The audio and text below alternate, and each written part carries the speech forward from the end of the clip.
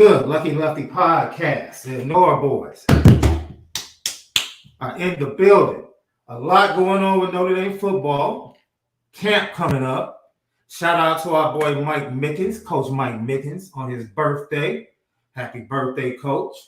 We are brought to you by Onora Whisky, OnoraWhisky.com. That premium American whiskey, OnoraWhisky.com. And if you drink, by all means, make sure that you do so responsibly. You got to do it responsibly, Left. As you can see, I'm looking a little bit darker tonight. Mm-hmm. You know,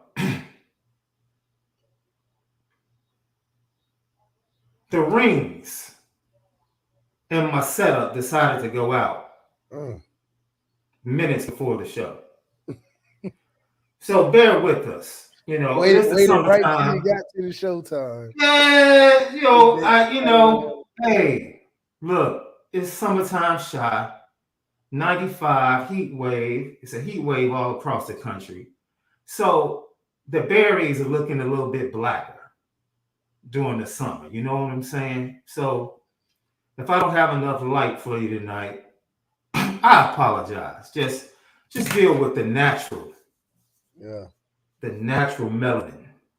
Of one SD2 mics. Yes. That's right. SD2 mics is giving you natural tonight. I probably should have wore. It's going to glow and you're going to still see. That's what's crazy. Brighter colors at the late date. Yo, I'm going to allow you to start us off. But before we do that, CFB Nation, audio edibles every day, unless our schedules during the summer, which are crazy, forbid us. We gave you a mega show Thursday, which was basically 2 hours. We said, look, we're going to let those marinate. And by doing so, the YouTube numbers, the subscriptions just, really went crazy over the weekend. People were loving the Cam McDaniel CJ Pro Site show. And then we came back yesterday, and I myself had some things to do with ministry that just trumped everything. By the time I got finished, Left, there was no reason. We were going to end up doing the show at 9 o'clock. And it was like, we'll relax. So we're here today, prime time. We'll be back tomorrow at 11 a.m. Special guest, Jerron Jones. Special guest. You see, Left is laughing. He already knows. I'm gonna get he didn't big time us. He didn't big time us today, Left. He's cool because he's still active on Twitter. You know, you can reach out to Jerron on Twitter, so you can grab him for an hour or two. Well, I happen to have his info. Yeah. So I don't have to go via Twitter anymore. But he sold us out for the misses tonight. Hey, listen. I can't even be mad at him. Yeah. I can't even be mad at him. Situations. Hey, listen. But I told him I'm gonna get him. I'm gonna get him tomorrow. It's crazy how women be a trip sometimes. You know what I mean? Y'all some powerful people. For sure. Man, if you don't know now, you know. And the reason he's going to join us tonight is because we were going to do our final preview. We have not gotten to the defensive line. So we do that tomorrow. And we might, I'm saying might, depending upon practice, how things break out, when Marcus Freeman speaks, we might come back and talk about and break down the first practice, which starts tomorrow for the Notre Dame Fighting Irish. They start camp tomorrow. So that's the plan. And then we should be 11 a.m. for the rest of the week. Sounds good. Ron Tuck, that's one of our special guests, one of my good friends. Thank you for chiming in, Ron. One of my good friends, Ray Flores, ring announcer, is going to join us to talk about the Errol Spence and Crawford fight sometime this week. I'm not a betting man. But if I were, I wouldn't bet on this fight. Oh, you wouldn't even. Mm-mm. Man, where's the I, I, faith of your conviction or the conviction of mm-mm. I can't. I can't, love. Earl Spence? I can't. That's the way to go, Earl. I can't. You Because can't go Earl. I don't think Errol makes the fight. I Interesting. think Errol is who he is. Yeah. Crawford makes the fight. If Crawford shows up and he can take what Errol is dishing out, there is nothing Errol can do. Errol's whole thing is breaking him down. Right. That's it. Yeah. But if Crawford can take the punishment and do what he does, I don't know if Errol has dealt with that from a skill standpoint. He's dealt with that. He's gone to later rounds with tough fighters that are just tough. Right. He's never gone to the late rounds with a dude that's faster. Yeah, I'm gonna say he's just athletic. He's just athletic. So Crawford makes the fight. I just don't know. That's true. I don't know. I don't, because Errol Spence is going to be Errol Spence. You don't think he's going to show you nothing different in this fight? Why? Why would he? Yeah, I mean, but Errol is acknowledging this as the fight of fights for him. Oh, absolutely. So maybe he's, absolutely thought it a little different. Absolutely. But Bud's nice. and then what Shaun Porter said. I don't know if you saw the show. We're going to get to Notre Dame, but this was interesting. Shaun Porter was this on the Showtime? The Showtime show? No, he has it. Shaun Porter has an excellent boxing podcast. Okay. It's really dope. And Shaun Porter said there were certain things that I kept waiting for Errol to respond to or adjust to in our fight that he never did.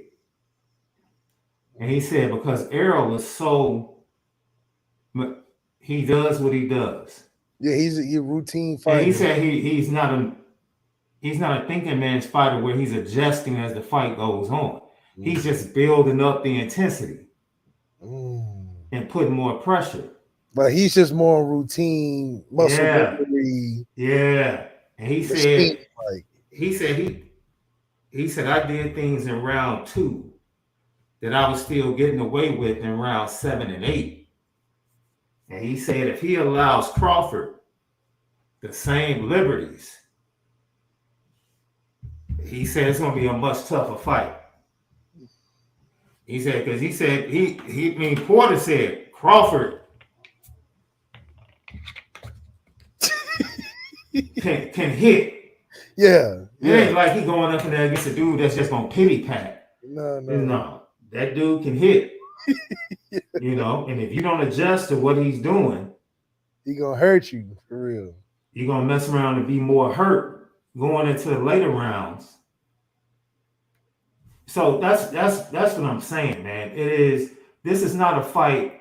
I see people in the chat like destroy. Man, nobody about to destroy nobody, man. You don't think you think it'll be a decision at the end? I think they're gonna try to knock each other out. I think that. Yeah, you can try and knock each other out. They got the capability to, both of them. It's like what we've seen lately. Like we've seen fights where people can debate whether or not who won. But if it's a close fight and somebody wins by a point, nobody got robbed. Yeah, nobody got robbed. That's true. It just, it's a close fight. Close fight. I don't think anybody's going to get cheated out of the pay-per-view money. It's $100. You don't think it'll be like the Floyd exhibition type of fight where a lot of questions and speculation?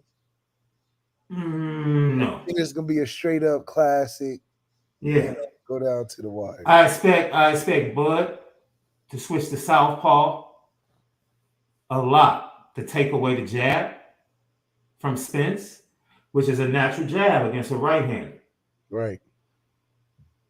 And see, those are the type of things if Bud comes in and he's slicking on his game and switching styles and stuff, it's gonna be tough. It's gonna be tough, man. This ain't. Come on, dog. You gotta have a good seat for this fight, though. Where are you watching it at the crib? Oh, you buying the pay-per-view? I don't do that crowd when it comes to fights like this. Oh, it's okay. Because cats be talking like they experts. Yeah. And I'm like, man, just shut up, man. Just let the fight play out. So you was at home for the Conor McGregor and Floyd Mayweather fight. I don't even think I watched that fight live. Really? No. For what? Oh, that was a good fight, though. Man, look. Lucky Lefty podcast, man. That's the same as saying the Logan Paul fight. Oh, my God. Who was he fighting against? Some UFC dude? Yeah. I think he's trying to stay relevant. Yeah, practice tomorrow.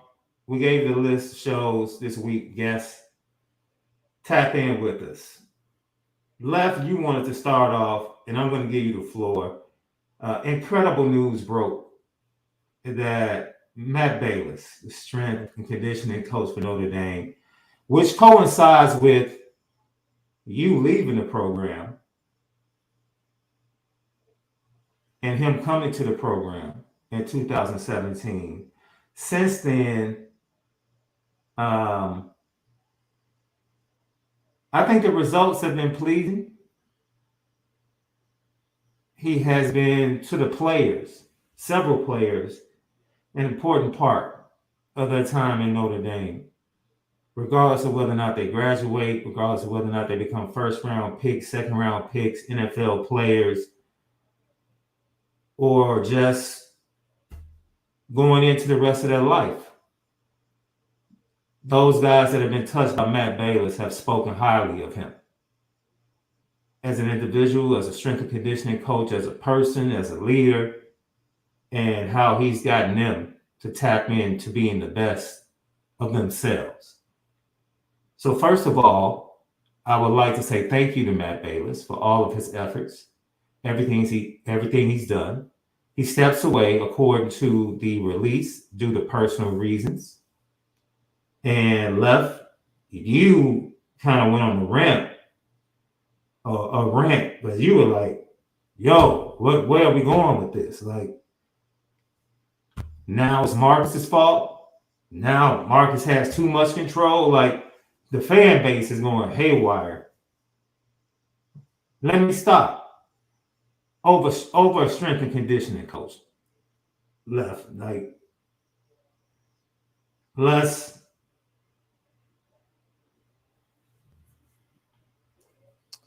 Yeah, I think it's just real interesting. The timing of everything obviously alarms people because of the role you played throughout the season.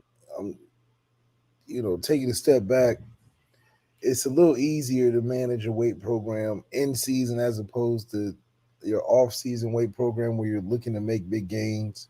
Mm-hmm. So if you had to do it at any point, this would be the best time because you would really be concerned if it was leaving right after the bowl game or right in the middle before spring conditioning and winter conditioning and getting ready for the fall summer camp. So he's done it at a time where it was very serviceable. Gives Marcus Freeman a chance to bring more of his guys in. Bayless wasn't a Marcus Freeman hire. Bayless and Marcus Freeman came at the same time, damn near. So it is unfortunate that he's leaving at a time like this because we are trending in the upward position, in my opinion. But for what Matt Bayless did for the program is second to none. Taking a program that was hanging on for dear life in terms of the trend in which it was heading.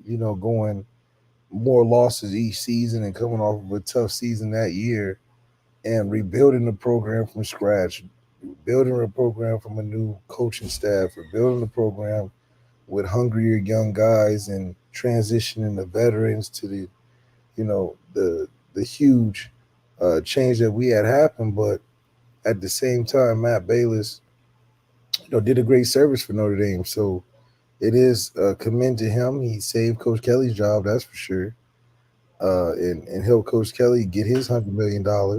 That's for sure. Man, man. So good opportunity for Marcus Freeman to yet again install another integral part of the program that he hopefully has full control over doing. And it just goes to creating and building the story of how Marcus Freeman is turning this program into his own. So, in a way, yeah, the timing may be a little off and can raise the concerns of some fans, but at the same time, this is obviously what you want as a head coach, the opportunity to bring in the guys that you feel can match your vision and vice versa. It is a lot of drama around the Notre Dame football program. I think that's synonymous with the Real Housewives of whatever city you want to match. But we roll out the news that can become talked about, whether it be we not buying out the coaches that we're saying we're trying to get to the school, or coaching changes, or mysterious hires and rehires and fires and everything in between. So that's what makes Notre Dame the best fan base, is because when you join Notre Dame fan base, you get news all the time. It's not like you just hear of us like we're a USF program where you don't hear of us till the season start. You hearing of us in the off season, the spring, the fall. Keeps you engaged, but also shows you how much of a spotlight is on a program that's begging for a championship at the highest stakes, but is doing it their own way, and finding a way to do it. And Marcus Freeman is fighting on many different fronts, from recruiting and leading that to keeping the team intact to hiring the coaches. It's a full job to not get paid $100 million like some of his counterparts. So hopefully that money situation, Pete Pravok can figure that out when the time comes. But uh, with all that being said, winning is the most important thing. And Matt Bayless is definitely a big factor to a winning program, considering he took it from when it was limping to making it strong again to now this cycle of having not to start where he started, but to pick up where he left off and do better. And I think that's a good exit by Matt Bayless as opposed to a Laurinaitis exit where it was kind of like, damn, we just gonna pine bias. You know what I mean? It was more. I'm more upset over the Laurinaitis one than this one. So uh, it's not getting easy Right. for Marcus Freeman. He lost Heaston, lost Laurinaitis, losing Bayless. So this is what transition looks like when you moving on to a your own thing. I think that's something that everybody's experiences, is that rough spot in which you transition, um, but you find ways to make it through and still be productive. It is definitely a hire that Marcus Freeman is going to have to do his due diligence. I'm sure he will left. Strength and conditioning coaches, they control the off season, especially during the times where the coaches have no contact, pun intended, with the players. Right. And, for the time being, Fred Hale will lead the strength and conditioning program. You get ready to go into fall camp. So at this point, the trainers and the doctors, we're going to take it from here. Uh, what they do during the season as far as weightlifting and keeping their bodies, Marcus Freeman is being very open. What did he say last year during camp? It's the players' responsibility to have themselves ready for practice, to get the proper training, to get the proper eating, and to make sure that they stay ready to play throughout the season. So if there is a time where it was preferable, as you said, for Matt Bayless to step away, and for the team to go in a different direction, for the program to go in a different direction, right before camp starts would be the most optimal. Heck, the most optimal would be for Matt Bayless to still be here, honestly. But it is what it is. Uh, Marcus Freeman did have this to say. I want to thank Coach Bayless for all of the work he put into elevating our program. I have a tremendous amount of respect for who he is as a coach and as a man. While there is never a perfect time to lose a valuable teammate, we are thankful that Coach Bayless was able to see us through our summer program and have our players physically prepared heading into the upcoming season. That sounds like the conversation was had. Let me play devil's advocate.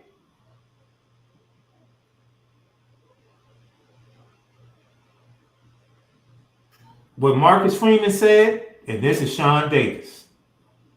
This is Shaun Davis. You know, Shaun Davis words. I live a life and his words only of hearing and listening to people. What'd you say? You got ears. Listen twice. Marcus Freeman was very specific in that release and saying we thank him for taking us through our summer program and having our players physically prepared to head into the upcoming season. That's right.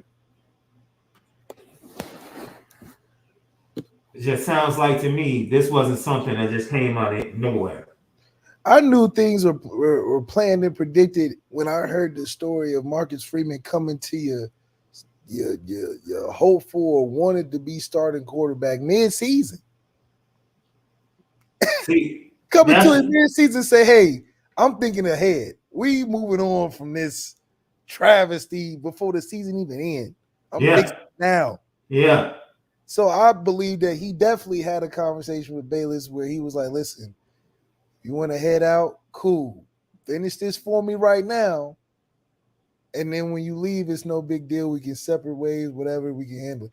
I think Marcus Freeman is very proactive on being ahead of the things that are going to change the program moving forward. I don't think James Laurinaitis left willy-nilly, even though I don't think he had as an important position as a Heastan or a Bayless. Mm-hmm. But I think both Heastan and Bayless had conversations with Marcus out of respect, and they built a plan together.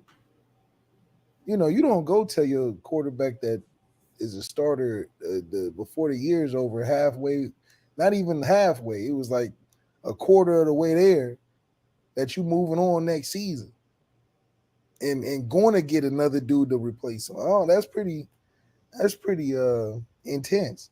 Hell, we heard stories before that telling kids that came to campus, brought their whole family, ready to sign the dotted line, and coach got to pull them to the side and said, "You're not the one." So if he can take some disappointing conversations like that, I don't think he's blindsided by this Bayless thing at all. No, and it's not to say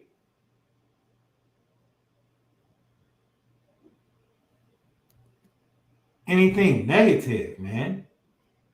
It is literally okay. There was a mutual decision to say, man, get us through this summer. Yeah, just get us. Conversation took place a long time ago. Yeah. Whatever the issues are, can you get us through this summer? What they say when you move out, just can you pay the last month rent? Just put in that little rent left. Hey, man, sometimes you just want them out left. Just go. Just go. just to get the deposit, man, just go. Take the couch with you. Man. So, LL question of the day. We're going to get to it in the second half of the show. Yo, what are you hanging your hat on with this Notre Dame team? What are you hanging your hat on? We're going to talk about it in about 10 minutes left. But it's like, what are you hanging your hat on for this Notre Dame team? I'm very interested. Hey, we had one kid hang his hat on God telling him when he told Oh, that's a perfect transition, left. That's a perfect transition. one dude said it was divine inspiration because I know I'm not fit for it. The man said, like, tell me how you feel about this, left. The man said he could not see himself playing He at said, I Notre can't Dame see myself here at all. at At all. all. It wasn't until I had a conversation with God. Man, God got a recruit for Notre Dame. Well, God, talk to these 5 stars. Call them. Why he ain't call Keon Keeley? hey man, let me tell you something. As a Notre Dame fan, like everybody else was that did not make me feel good, bro. Now I know the path of Manti Te'o was similar. Aloy Gilman. I understand the Polynesian connection to Notre Dame. That Polynesian connection at USC is just as strong. It's different, yeah. It's different. And it's different. It's, you know. Man, this young man flat out said, yo.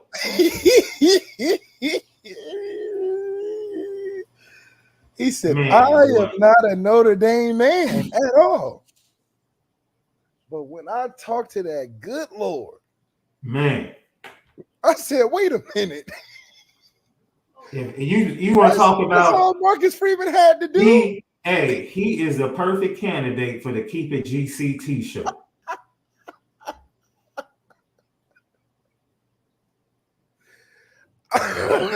Bruh.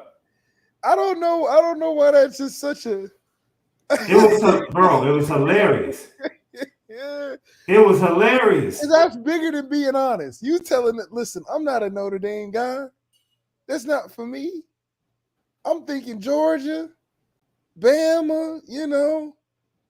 But it wasn't until I talked to the Lord, our Savior. That's who got to recruit for Notre Dame. That's how hard it is. For these top kids, they got to talk to the man upstairs.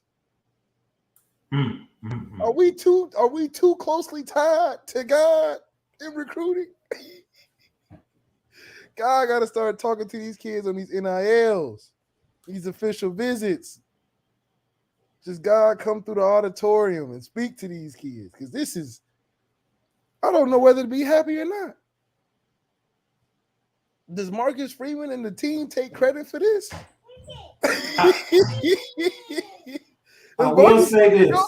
Go to the coaches meeting and say, listen, God got us one. We didn't have to, guys, we should have been praying at the grotto harder. That's all it took. Well, official for what? Yo, maybe, whoever was at the grotto that morning got some prayers through. Or late the night before, because Notre Dame, this was a battle. This was a flat out battle for this young man. And the debacle of Justin Scott, now this is the crazy thing.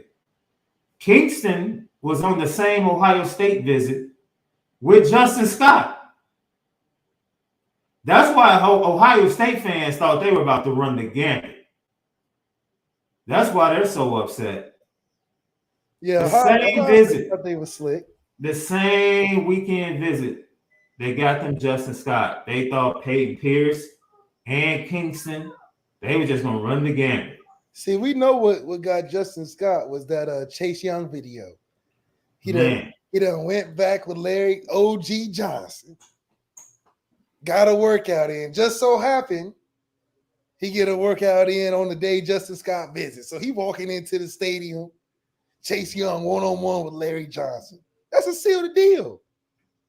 I see what you did, Brian Day. You brought a legendary player. The same day the official said, this is what you can be with Larry Johnson. We can't beat that. We can't beat that. But when you got God on your side, you're going to come down with a couple that some people can't get. No disrespect to Marcus Freeman, but maybe we got the wrong person closing on these 5 stars, bro. We got the wrong lead recruiter. Yeah, man. Tell Marcus to take a step back. Like, hey, bro. You trying too hard. You're doing the Lord's work. Let God do his thing. Let the Lord do his thing. Let him close. Let him close. Because man cannot get 5 stars in Notre Dame. Only the Lord. Man, Lucky Lefty podcast. It was one of the bright spots of the weekend, shockers of the weekend, because a lot of people did not expect him to choose. Matter of fact, USC was seen as the leader.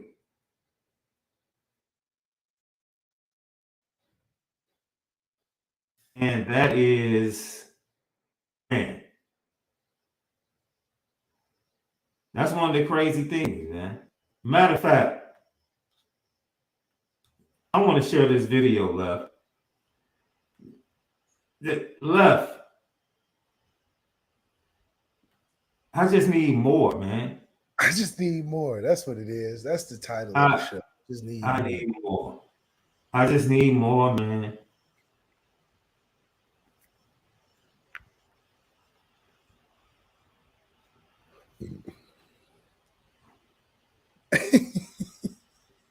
I'm sorry, man. Let me find the right video. I'm telling you. It is crazy because I see Bosco. You know, we played Bosco, and he wasn't even the starting. This is how nice Bosco is. He wasn't even in the starting group of the nice linebackers they had out there, man. So I'm like, okay, we're getting warmer to the prize. We may not get the big fish, but we got the ones swimming around them. That's for sure. Now the linebackers they had starting, yeah. that was out there. Ooh, we need one of them. That's what we need to be getting.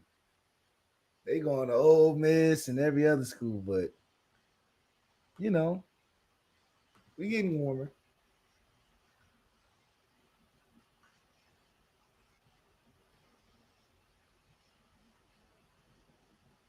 Oh yeah, shout out to Justin Herbert. Not having no qualms, not having no issues, not having no problems, no market reset issues, none of that. Go ahead, extend that man, no problems, no media attention needed. Student athletes who commit before, do you feel like it's going to make it easier to play your senior season knowing that, you know, your commitment is set to Notre Dame now instead of having to, you know, wait and kind of go through the process still? Yes, sir. Yes, sir. I don't have to worry about recruiting, trying to figure out trips. Just knowing where I'm going for the next 4 years is settling and easy, so I can just focus on playing with Boston.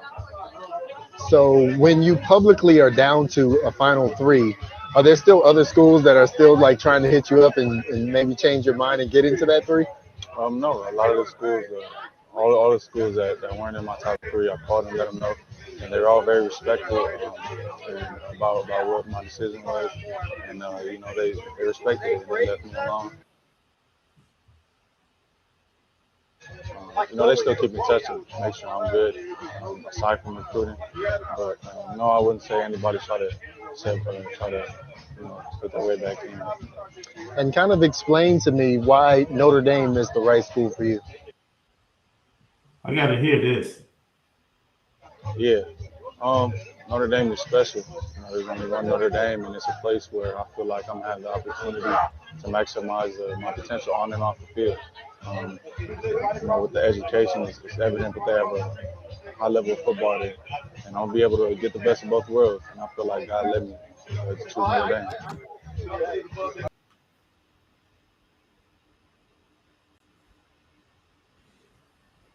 Left, party going on in the background. My man looked like he got constipation.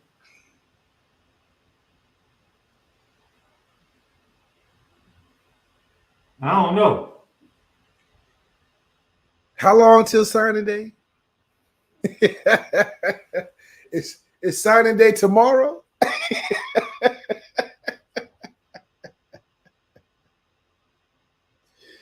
If signing day is not tomorrow, shoot, man. Let's just say he looks like a very impressionable kid. The right things fly his way.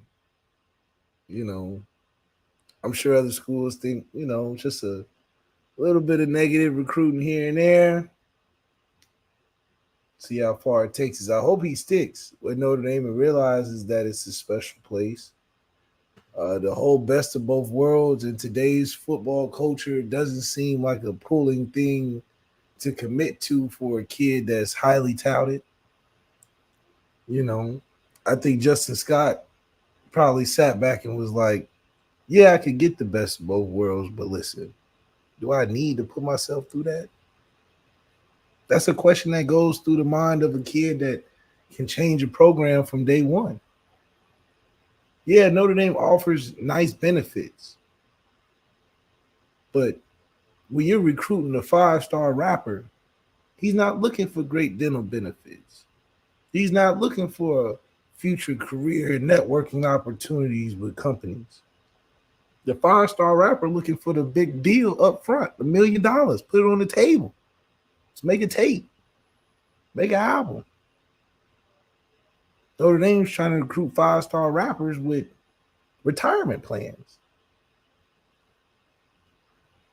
We happen to get this kid, which is a good boost for the recruiting world to have eyes on us, that we're making some headway at Bosco, a top school in the country. But at the same time, it would be interesting to see where the retention department comes in at, of keeping him there. He's not a Rico Flores. See, there's a difference between a Rico Flores from California that commits to Notre Dame and a kid like this from California committing to Notre Dame. I think Rico Flores really believes in what he was saying. Oh, yeah, Notre Dame, I can do this and that, this and that. This is a kid that's a product of a Catholic school, right? Product of saying and doing the right things every day, because that's the type of program Bosco has. But I'm sure he'll probably take a step back and be like, listen, I don't have to take this route to get to where I'm going and have just as much fun. I mean, he's on a team full of guys that are going all around the country. So I commend the kid for taking that step. I think it's bigger on the Notre Dame aspect of keeping and having retention for this kid to be able not only to keep him on the class, but have him love Notre Dame so much and what we got going on so much that he recruits other kids of his caliber to join him in the class. Not just recruit a kid that's really good and then just sit on him. As a staff, have the kid encouraged to be like, man, this is ownership in this. Also be able to invite friends that are similar or friends that are at that level to come to Notre Dame as well. I wouldn't show that video that he had to other potential recruits. I mean, that's the type of energy that he was like, his mom forced him to go up there and do that before he get a whooping or something. Like, man, you better go up there and speak highly about these people before I whoop you. That's what it felt like. But at the same time, maybe that's just, that edge that we're looking for from defensive players that can add to, what we're building on defense. But a high-level player, if you're playing at Bosco, you know a little bit of football. You know how to get around and do some things. But at the same time, I think it's important that the retention aspect, because we've seen this role before. We've gotten guys committed. We've gotten guys seriously thinking about pushing the button and joining the team. And last minute, we getting robbed through some recruiting effort or some, backhand story or some third party. So for us, it's good that we can get the commitment, but let's work on how do we keep it and how do we elevate from this position. It's one thing to land a recruit, but can we land a recruit and capitalize? So this is only a stepping point, and I hope Marcus Freeman sees the progress in this. Now we can chip off somebody from IMG. I mean, we literally got somebody recruited from the number one school in the country in high school. So that's got to mean something when something to other bigger schools that recruit the same type of schools that, hey, you got Notre Dame coming in that we have to compete with in the recruiting landscape at Bosco, at IMG. They grabbing a guy here or there. Not enough, but we're starting to put our foot in the door and getting kids saying the right things. I don't know if he believed it, but he's saying the right things that he wants to be a part of this class for the future.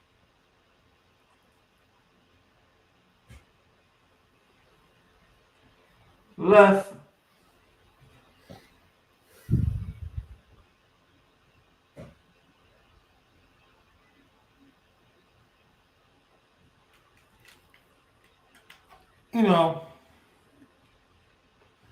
Derek Curry was with us.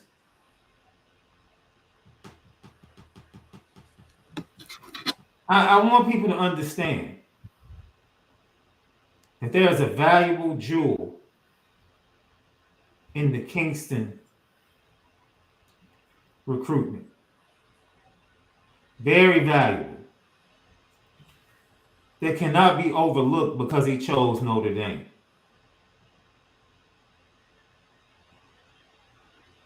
He said, I can't see myself playing there. That's just crazy to me. Hold on. Because this is something that Notre Dame fans and Notre Dame can see. Notre Dame fans and Notre Dame, like, oh my God. I saw somebody in the chat. Oh, it's Ohio State.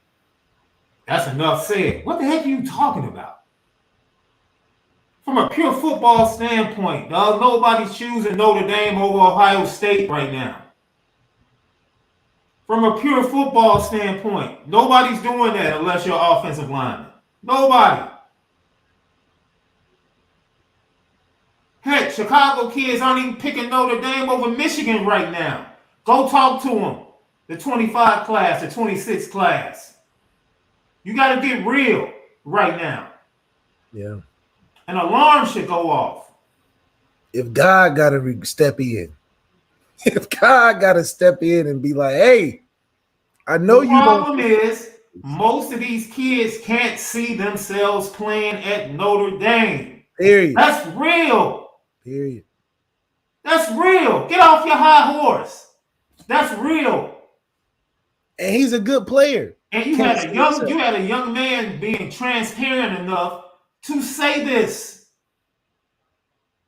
But it's getting overlooked because he chose Notre Dame.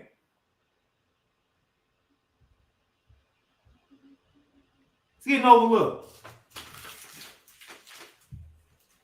Choosing Notre Dame got kids feeling like they've made a life decision. A grown man, I'm going to be a better person after this type of decision. That's how kids are viewing it. They're like, oh, this is an adult, mature decision. This is not a decision that can advance me in football and I can think short-sighted.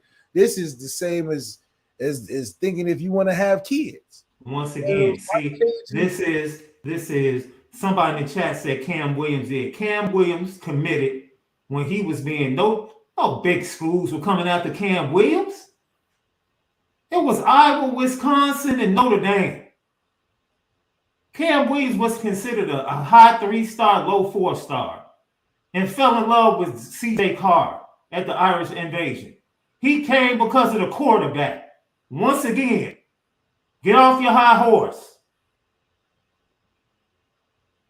He was attracted to Notre Dame because of the quarterback and the relationship with Jack Larson. Period.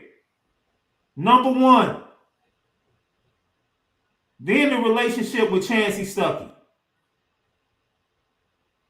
When you have a former player like Derek Curry come on this show and tell you, flat out tell you, 4 for 40 is for the parents, it's not for the players. Players will never recognize what 4 for 40 is until they get to Notre Dame. They're 16. They graduate from Notre Dame. You don't even know. They're 16. But you know what's going to slip through the cracks? that's not going to wake people up? The fact that this young man said, I couldn't see myself playing in Notre Dame. It should stick out like a sore thumb. I cannot see myself playing at Notre Dame. I can see myself playing at the other two places, but not Notre Dame. Here's the key. What did Derek Curry say? It is up to the parents to become part of the process and get their young people to understand why 40-40 needs to be part of the thinking. Who was sitting next to him? His mother. And it was obvious that his mother was sold on Notre Dame. It was obvious his mother was sold on 4-for-40. She understood it. He couldn't understand that. He couldn't.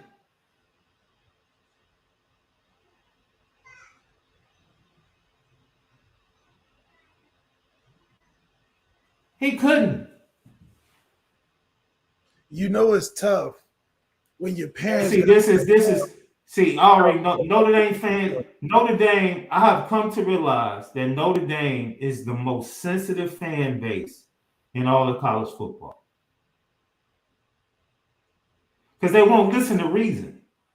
Anything that's close to criticism of Notre Dame, you hit a sore spot. And I can tell people aren't listening. Because we haven't complained one bit about his commitment. What we're telling you is you better recognize the recruiting jewel that he dropped. So while you jump up and down about the commitment, hear what he said. He can't even see himself. That's deep. There are plenty of top recruits that feel the same way. It's deep. Keon probably felt that way. I can't see myself here. I know it makes sense and it sounds good.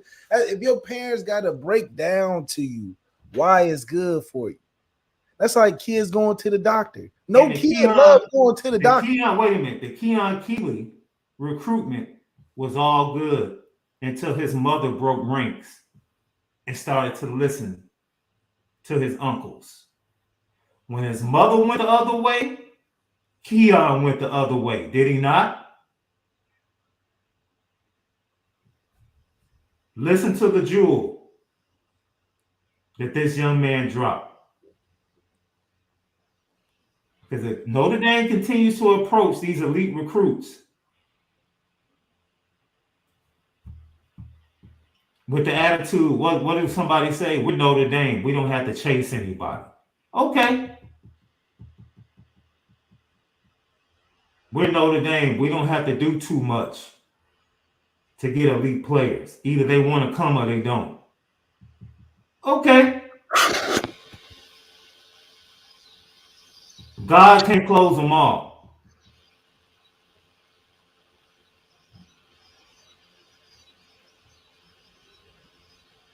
It's true. They asked the question, but Malik, you chose ND. What's the problem? I chose Notre Dame. Because I'm obviously different in seeing the bigger picture of what it was worth. But it was a use relationship. I'm looking at Notre Dame like a lottery ticket.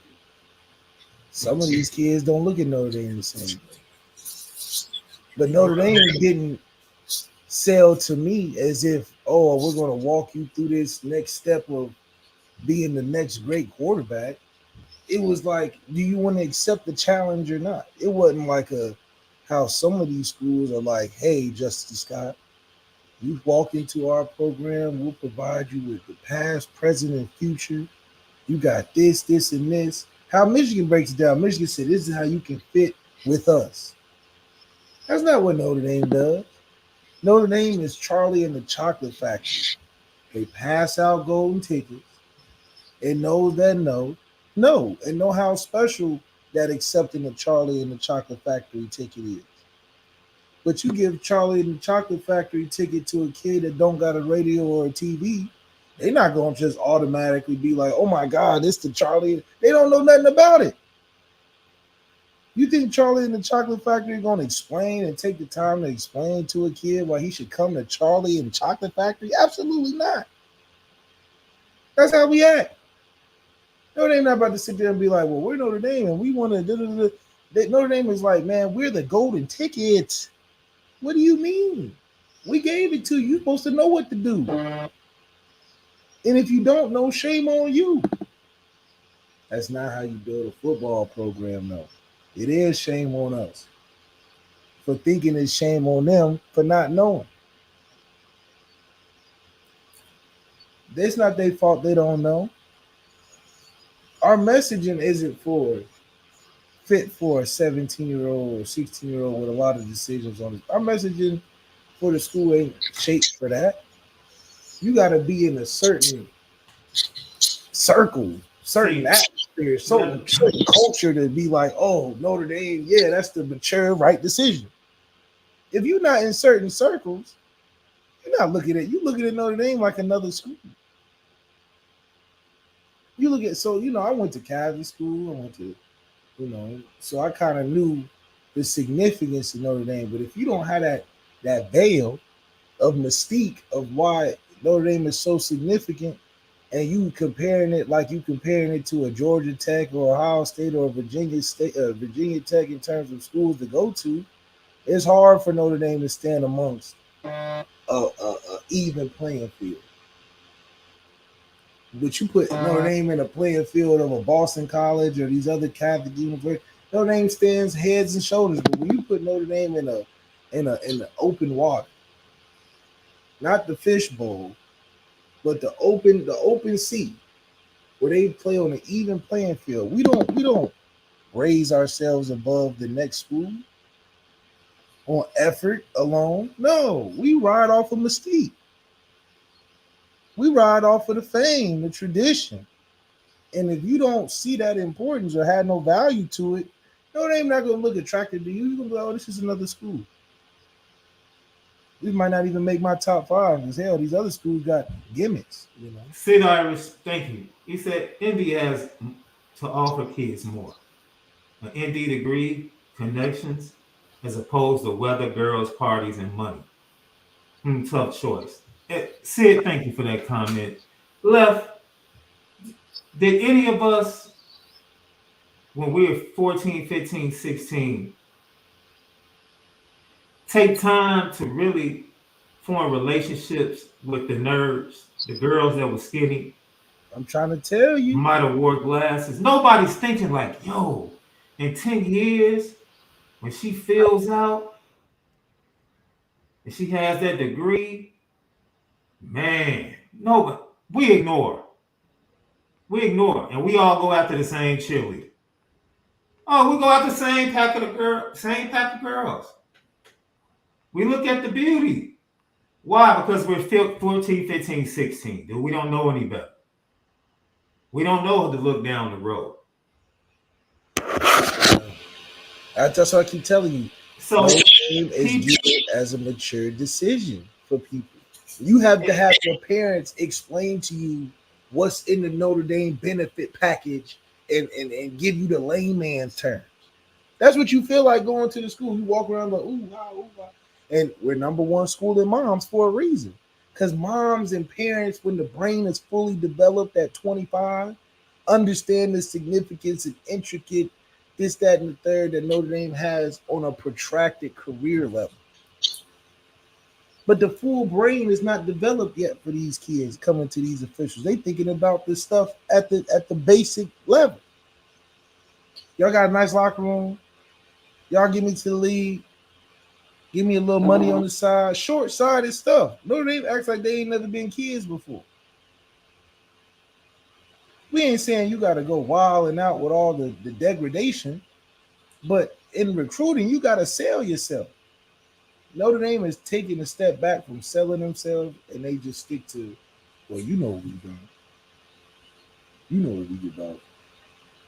And kids disrespectful these days. If anybody is hang around high school kids these days, these kids are grown and crazy.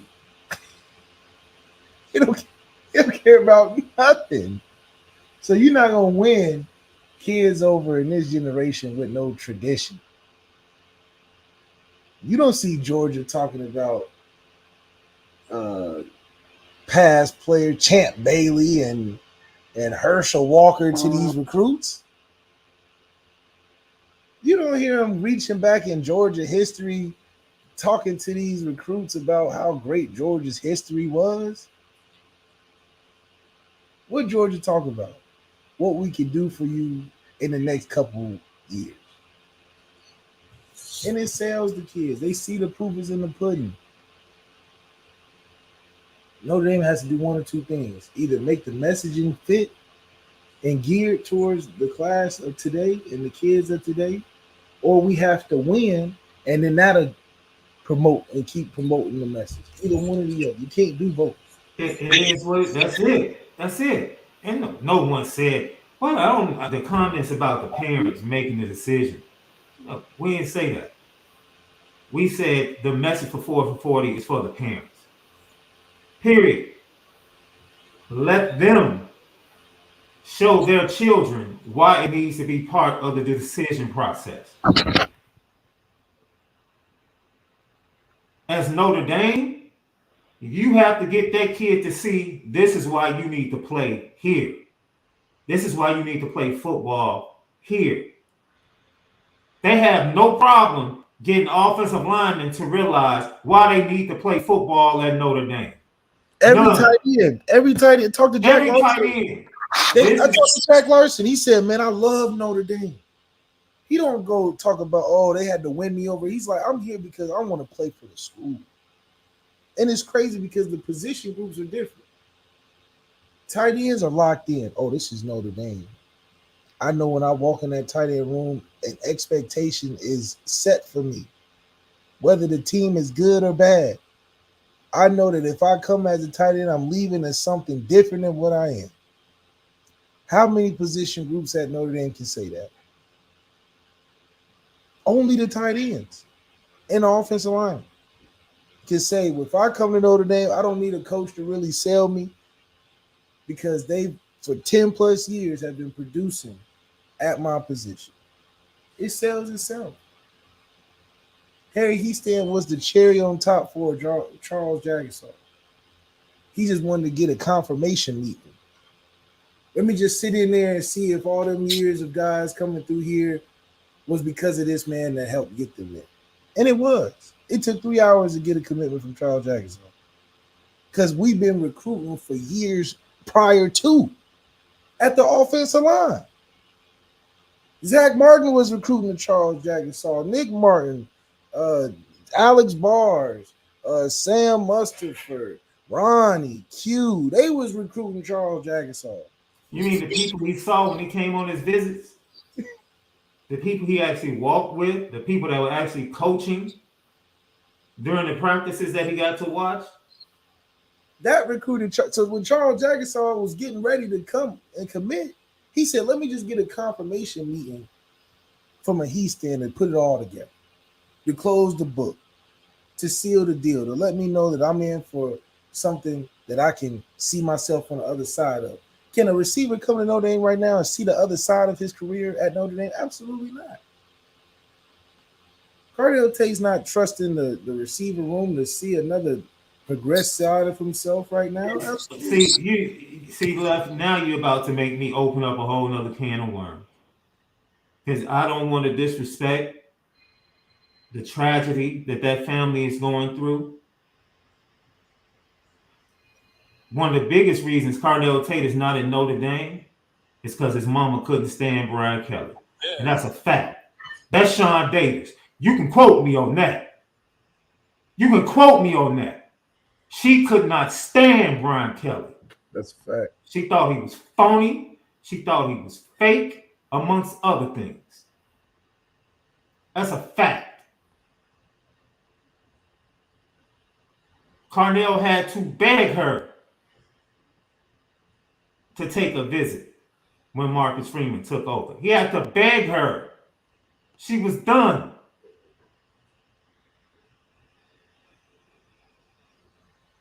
So Carnell Tate not coming to Notre Dame. There was nothing the coaching staff could do.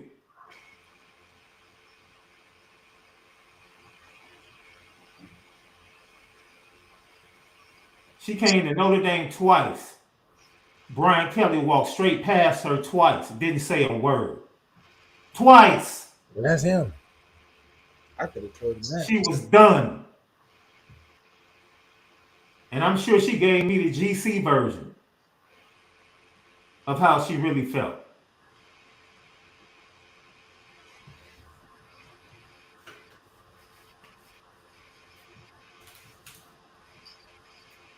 Now, I don't think that's with Chad and Dre and the rest of the staff and Freeman, things like that. I don't think they'll happen. I don't. I just don't. And God rest her soul. God rest her soul.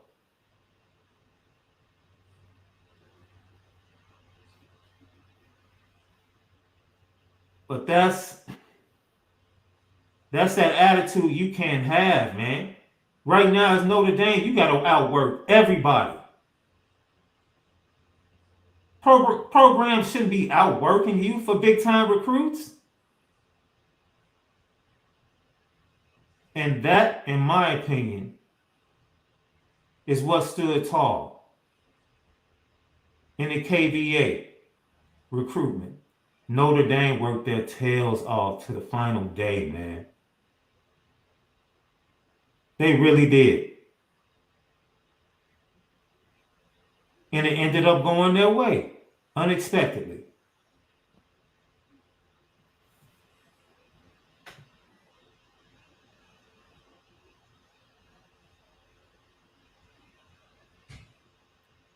So yeah, that is the solution. Find a way on the field by winning or some other way to get these young men to realize that they can play football at Notre Dame.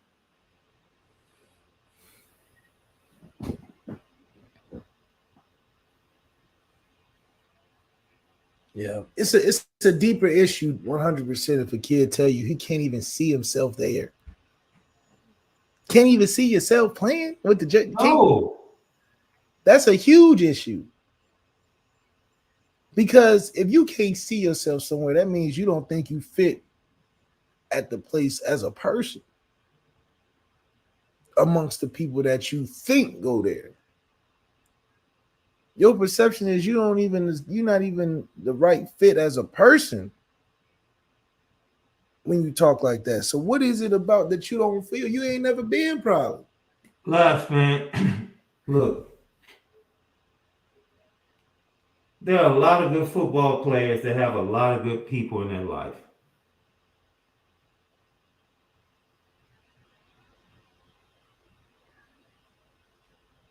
We keep saying this. Caleb Beasley, who Notre Dame is still going after, although he's committed to Tennessee, was on social media today communicating to Deuce Knight. What are the two schools Deuce Knight has at the top? Notre Dame and Tennessee.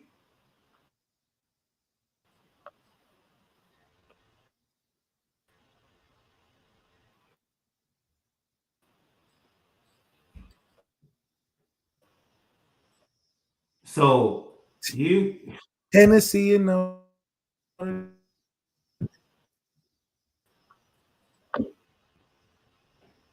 Deuce Knight is not thinking about 4 for 40 right now. I promise you that will not be his determining factor. It might be something his mother whispers in his ear.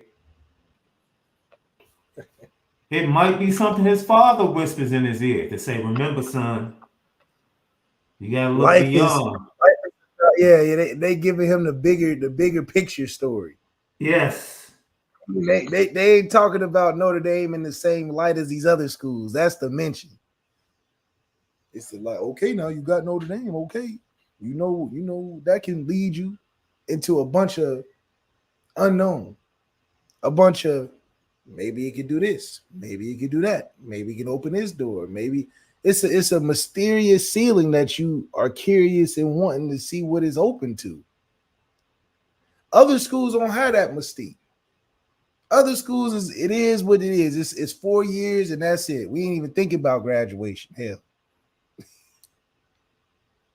I'm not saying they're not trying to graduate, but I'm pretty sure the top of the top recruits at Georgia is like, this is a 3-year vacation. Yep. I'm not thinking, no, I might not even come back for 10, 20, 15 years.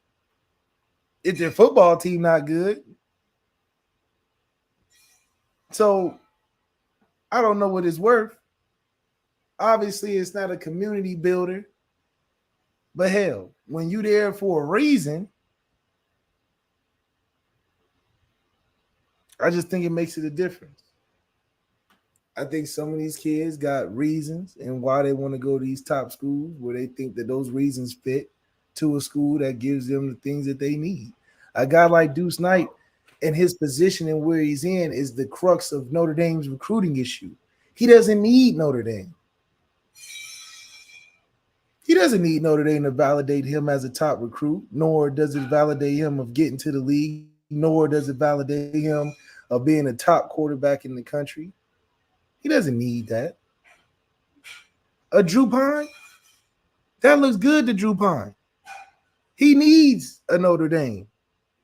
He needs that on his resume for the future when he, goes to get a little job and he was, Notre Dame quarterback back in the Deuce Knight doesn't need Notre Dame. He can go to a Mississippi State and still have a great career as if he went somewhere else. So that's where Notre Dame has to decide for themselves. Yeah, you got a kid that's the top of his game who doesn't need you. And low key, you might have to put somebody else before yourself if you want to achieve some of these goals. Some of these other schools ain't ashamed of it. These other schools would be like, yeah, we gotta go. We gotta get a Deuce Knight. That's how Tennessee thinking. We gotta get a Deuce Knight.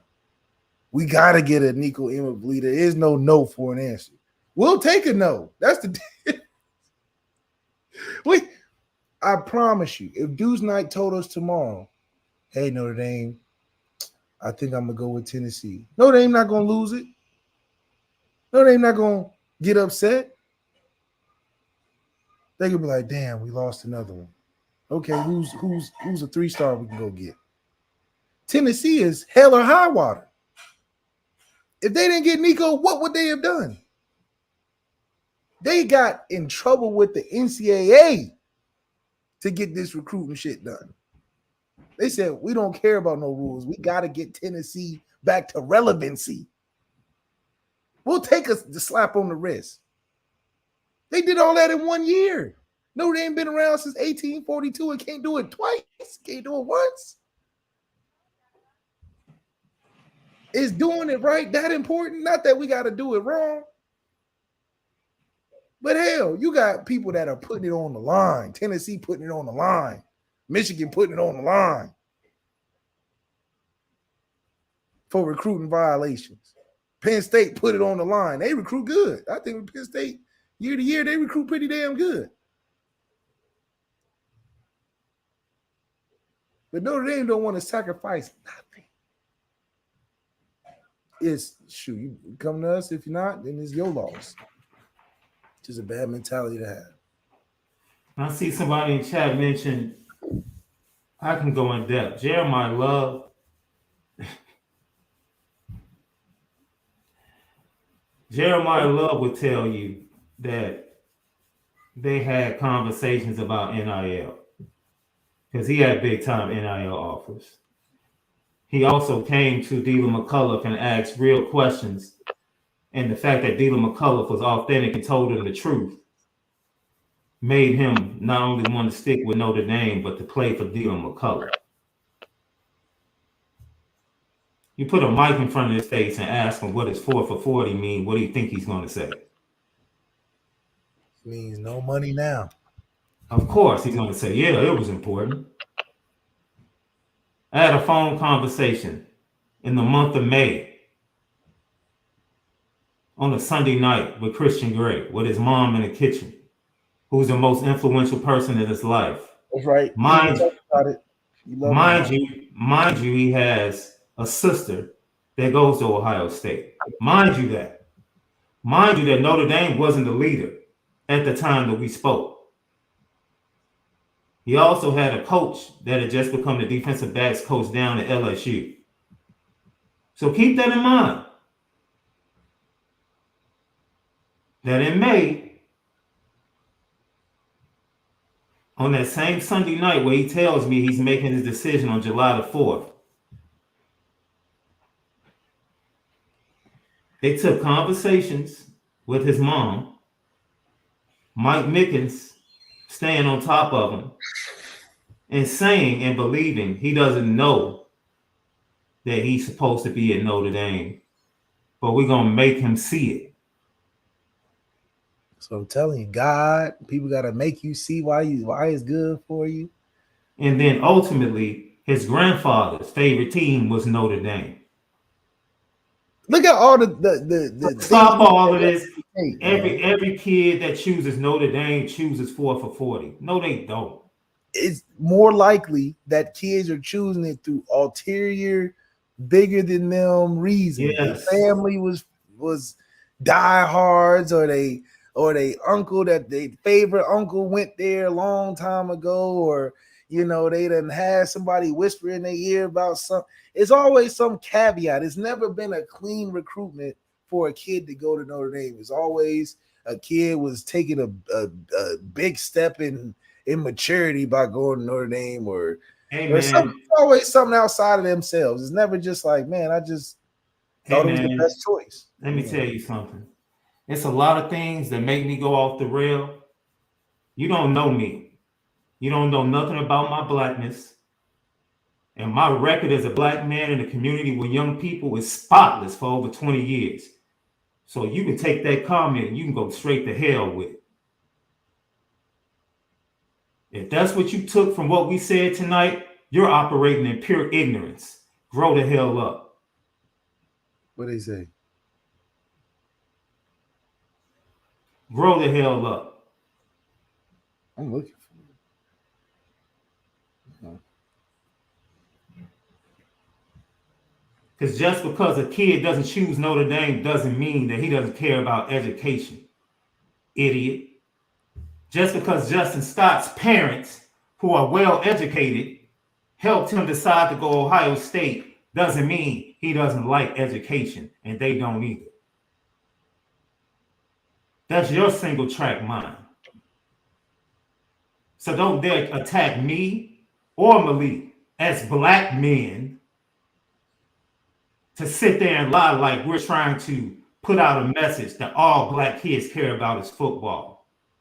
Grow the hell up.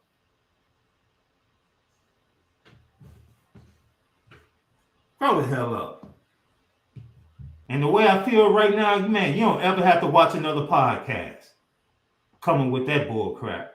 Straight up. And that's coming straight from the heart. Period. Oh, no, don't do that. No offense now. No, why don't play that? I ain't that dude.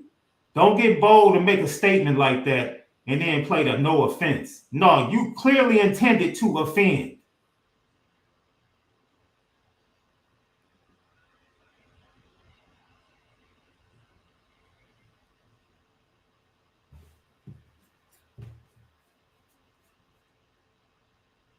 I think it's offensive that you think that black players that go to other football factories like Georgia or like Ohio State are only worried about anything. Like they don't have black kids on their roster that actually go to class. Like they don't have academic All-Americans.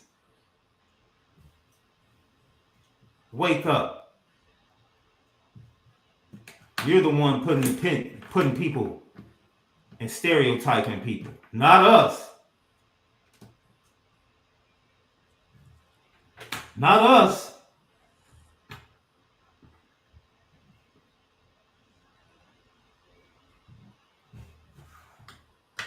Like I said, man, the more we do these shows left, the more I realize the sensitivity, dude, of the fan base, bro. Anytime you say anytime, it's like, bro, you're mad because we're telling you that we put a color on anything left. They're mad because we said 14, 15, and 16-year-olds don't think about 4 for 40. Who?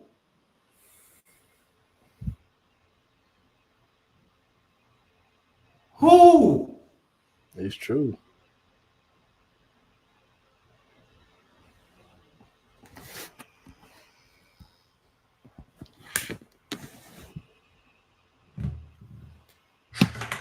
When they say YouTube teaches the kids these days.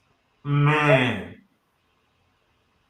And what happened? Yo, the chat was wonderful. The chat was wonderful. The conversations were well thought out from all angles, whether you agree or disagree. Chat was great tonight.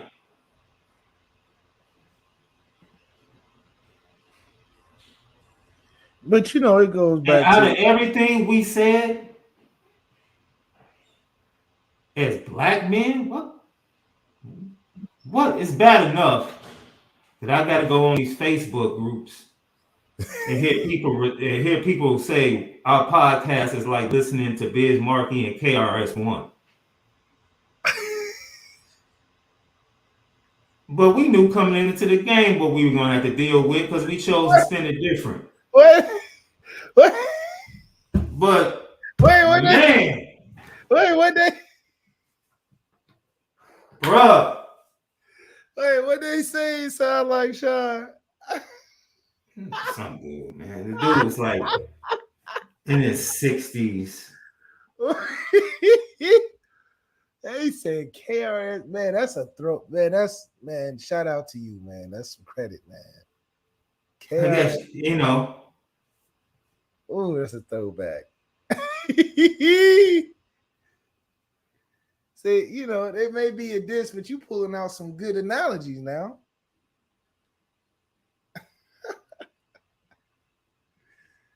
Said Biz Markie and KRS-One. Well, you had to sit down and think about that one.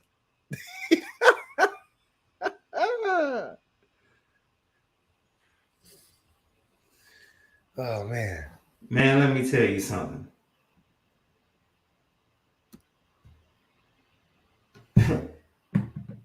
You're not going to stop us from being different, man. No other publication is going to stop us from being different. I won't be, I have other responsibilities. Sensational, you're right. He did, at least he did say two legends. I walk in there with my head. Like, oh, that's pretty good now. Hey, I walk in with my head high every time. Every time. And we're going to continue to spin it different. That's what we do. That's what we do, man. And if the way we spin things, man, because we're trying to create conversation, left. Conversation.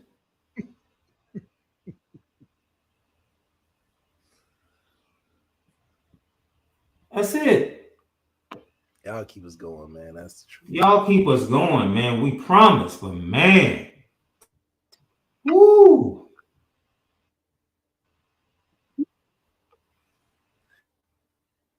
And we got to keep the focus back on to the what we're talking about. We're talking about the 1%. It's the same as the NIL conversation. This is not a general recruiting talk. You can get black folks, white folks, orange folks, yellow folks, tan folks. Not once did we mention color. Exactly. But We that's were what talking this about the ages of the young men you are recruiting to Notre Dame. and we're That's talking about it. the cream of the crop. The cream of the crop is not, we can be honest. The cream of That's the crop it. ain't thinking education. So you're Thank right. you. You're right. The cream of the crop, the 5% of recruits out here is not getting sold on education. They're not getting sold on 4 for 40. So you can No. say they don't care about education. You can say they don't care about whatever. If you're a top 3% recruit, you're not committing based on no education. You're just not. And you full well blown may be the smartest dude in the world. But you got to look at what you're going into and what it's for.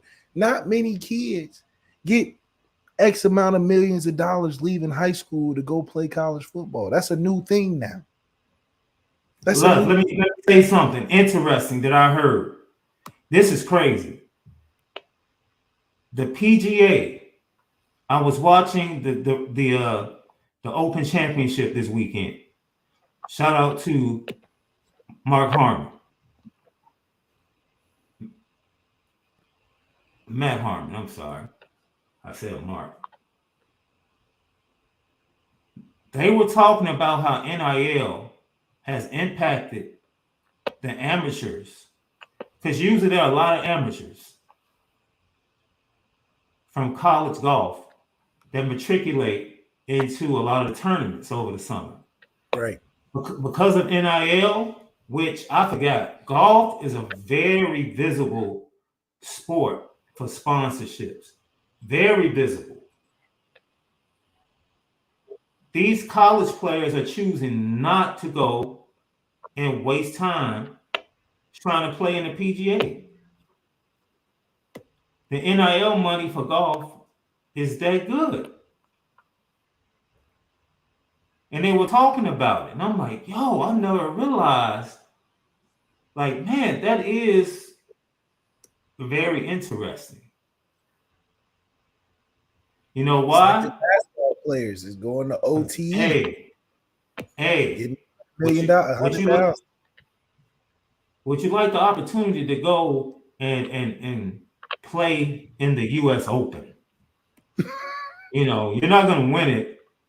Maybe you'll have a good 2 rounds, get your name out there.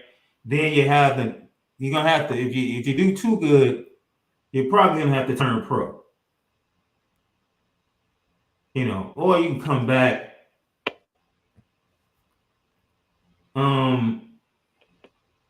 Or you just take this NIL money and just keep dominating in college. Yeah. It's gonna start making sense to guys. Especially, it's all it's gonna take is for a guy to, like these guys getting paid real early. Yeah. One not to pan out on time. Let one of these let Nico Imavlita take 4 or 5 years to get it really going. After that second period mark, he gonna be like, wait a minute, what's the pressure? I can develop, I can get better, I can win games, I'm getting paid. Man, I want to rush to the league for and suck for the first couple years on a bad team for a couple of extra million. See, you give me $8 million as a freshman, another 6 if I do good the next year. What I go to the league so fast for what? So NIL, I can understand the attraction to it. You know, like look at Asar Thompson, Asar Naaman. They didn't go to no college and was getting paid the whole time. And look, top 5 picks. So these basketball dudes like, shoot, I ain't taking no classes. I didn't go to school to take classes. I went to play basketball. So it's crazy how they get on football players about education and how important it is. Basketball players don't even go for a full semester. Dude, Ben Simmons didn't even go to school and went to school. Why are we not talking about Ben Simmons? Why Justin Scott got to be a crazy kid that don't want to get educated? But Ben Simmons didn't even go to class and was playing basketball in college. Ben Simmons went to LSU. He wasn't even serious about winning. Serious about winning, wasn't serious about no school. None didn't at even all. finish a semester. And we don't sit here on the message board and talk about how he was a bad basketball player and just wanted the money. Yeah, he just wanted the money and he got it a year later. So Ben Simmons got a 4 for 40 that's better than 40 years of most people at Notre Dame. So until we start complaining about these basketball players just trying to go one place for a year, not take school serious, I don't even think they coaches is promoting school to these kids. You think Michael Strasberry gonna win anything recruiting, preaching to these basketball recruits about going to school? He'd probably be out of the job before the season start. So Marcus Freeman and Michael Shrewsbury need to be on the same recruiting tip. Michael Shrewsbury would get a bump in recruiting from Blake Wesley developing before 4 for 40. Oh, yeah. Let Blake Wesley pop off in San Antonio this year. Yeah.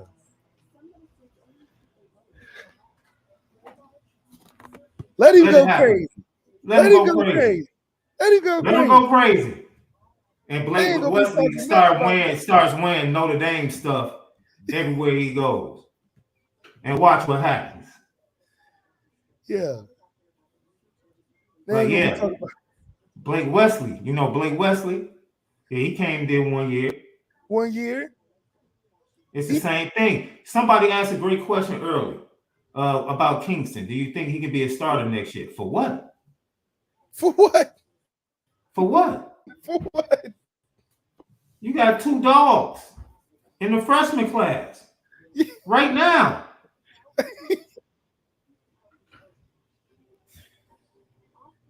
Man. Right now. And one who's already a bona fide leader. We already know Drake Bowen's a bona fide leader. Bona fide. You don't have to wait 2 or 3 years for him to lead. He's ready to lead now. So Kingston might have all the talent in the world. My man, you got some dudes that jump. I mean, it is what it is. And I understand, look, Marcus Freeman, he might feel like he doesn't want to divide the locker room. Guess what? Kirby Smart has to deal with it. Nick Saban has to deal with it. It can be divisive. Hey, it's like buying that new car, Left. And when you sign the paperwork, you see the note, but the first payment isn't due until like a month and like 17 days later. And it makes you feel like, okay, I got 50 days before I have to pay this note. And you realize 50 days is eventually coming. Like it's coming. It's coming. It's coming. If you're going to participate in NIL, you're going to have to deal with some of the side effects. It's coming down the pipe, brother. You like it? It's coming down the pipe. So either we deal with it or we don't. That was a real Biz Marquee gem right there. You done dropped. Thank you, brother. Thank you. You got what I need.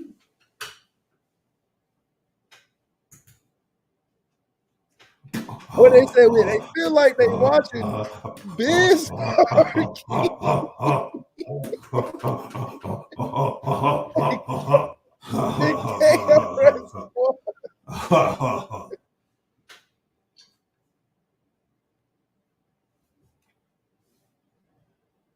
Lucky Lefty Podcast. That made my man. night, man. I ain't gonna...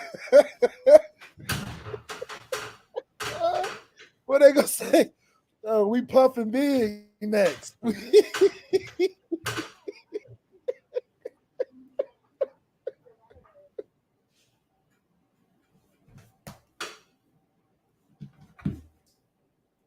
Y'all on, keep man. us going, man. Y'all keep us going, bro.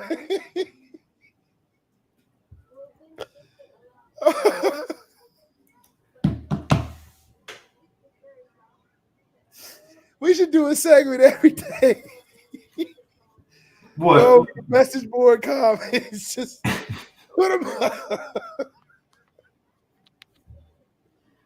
Oh man. Oh, that's a good, that's a good one, man. How you feel like that?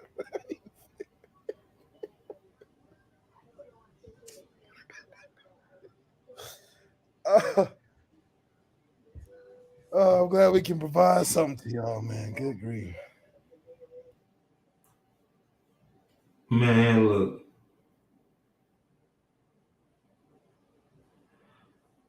We come back. Question of the day, man. What 3 things are you hanging your hat on? No, I didn't thank him for listening. I stepped in and I thanked him for showing his racism publicly. That was my exact comment. I appreciate you for publicly showing your racism. That's exactly what I said. And everybody in the group saw it. One of those Facebook groups. I don't know where it was. But man, message boards, it's all over the place. You know, people give their opinions. Somebody in one post, one of our shows said we're too ethnic. So, you know, Too. Oh, we gotta have a chat with the chat. Where are y'all coming up with this from? What is too ethnic? Woo! You're just too black. Damn, my bad, bro. Just too black on the YouTube. I had to be the Biz and you had to be KRS1. That's what I'm saying. I had to be the Biz. That's the way I took it. I definitely took it as the Biz. You know what I mean? Oh, man. I had to. Too black for the podcast, man. God. I had to.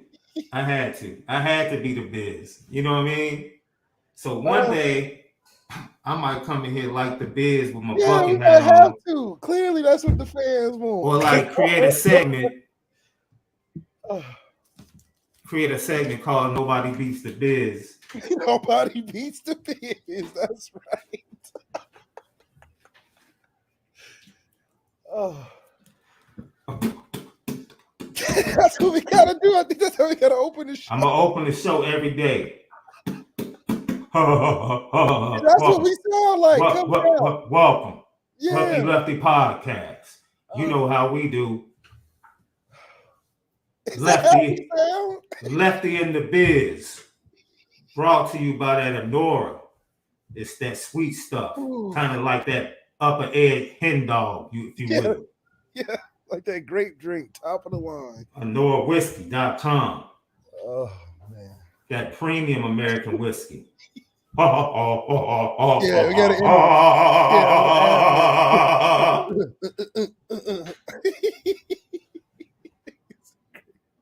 we can't just talk about football, but we gotta add everything else to it, man. We're gonna start the show off with "Nobody Beats the Biz." Oh. You gotta give a rap cipher in there, man. Gotta really do it big, man. I think that what's good is that it's something to tune into at the end of the day. Because that's telling me that what y'all getting on the flip side is too dry. What y'all getting on the flip side of Notre Dame news is too dry, apparently. What y'all getting, Barbara Walters for Notre Dame news on the other side? Martha's Vineyard? Because if we Biz Marquee and KRS-One, there's got to be something on the other side that's not grabbing y'all attention enough about Notre Dame football. If y'all tune in to see Barbara Walters, 60 Minutes, Notre Dame news, I see why y'all come to us. I could be KRS-One for y'all. Because somebody ain't giving y'all the news the right way.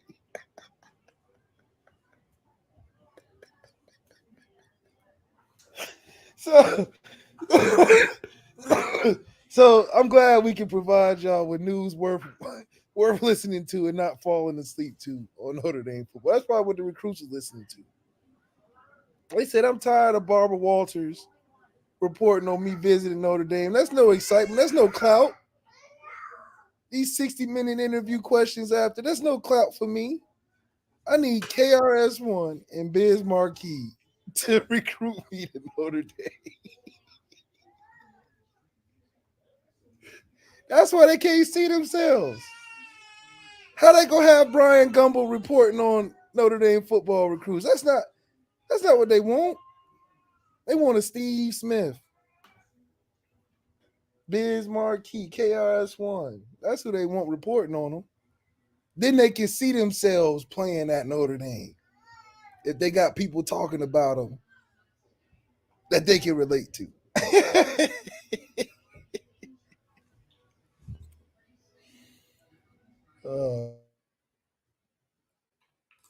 Oh boy. Left. Give me your top 3 things, man. What do you hang your hat on? Top 3 things I can hang my hat on, man, for Notre Dame football this year. The first thing, I know that we're going to come out and do better than what Vegas is telling us. There's no way in the world that anybody on this planet convinced me that we have not gotten one game better or one game worse than last year with all the things that happened. So I do not believe we're going to have the same record as Vegas is giving us. That's one thing I can hang our hat on.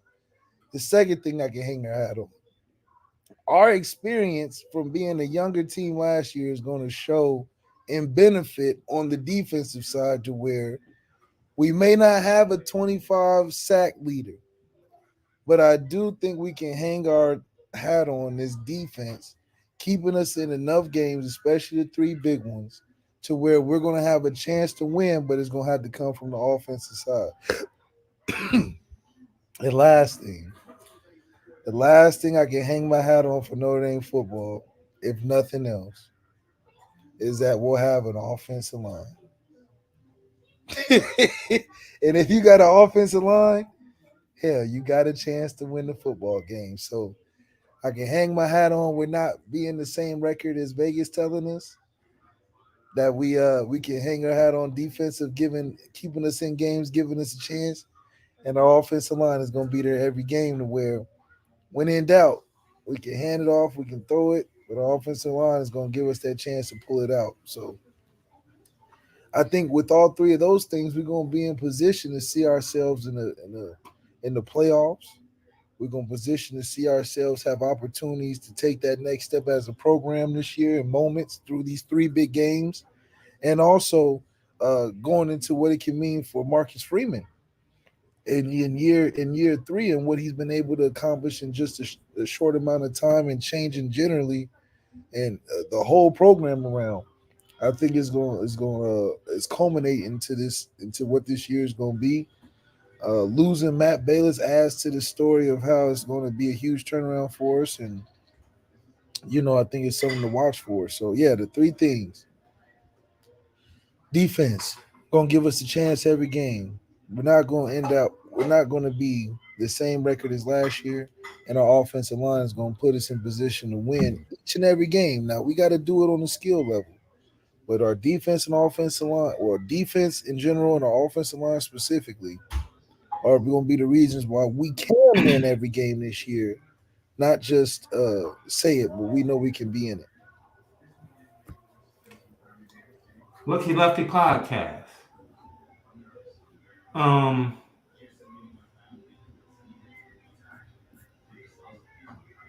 Number one for me is the youth. The youth I saw flash during fall camp last year. The youth I saw flash during the spring.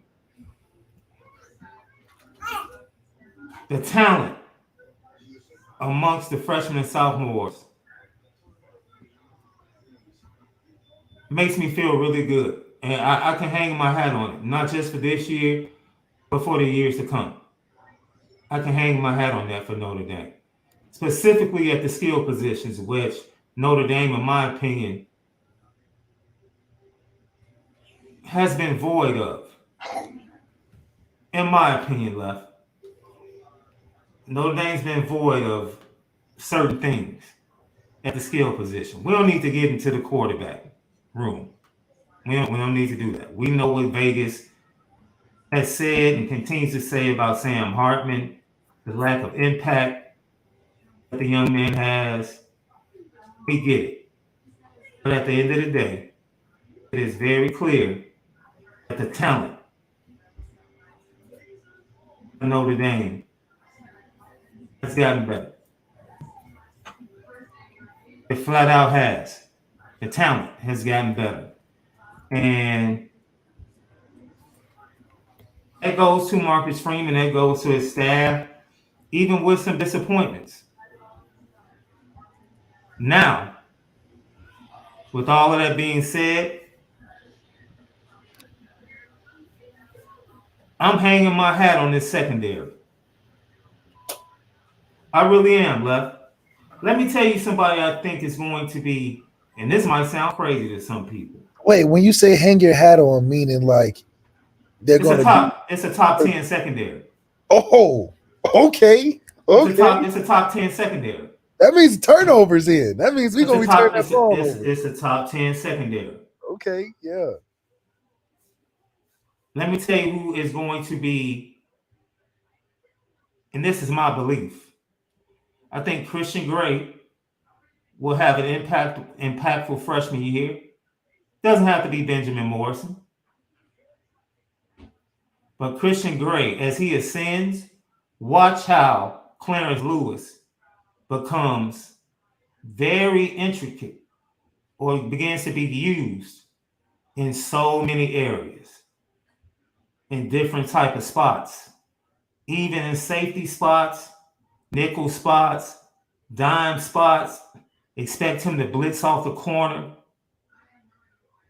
Clarence Lewis is going to be very important to the secondary. And he is a name that most people choose to forget about. And I understand he hasn't always performed. He hasn't.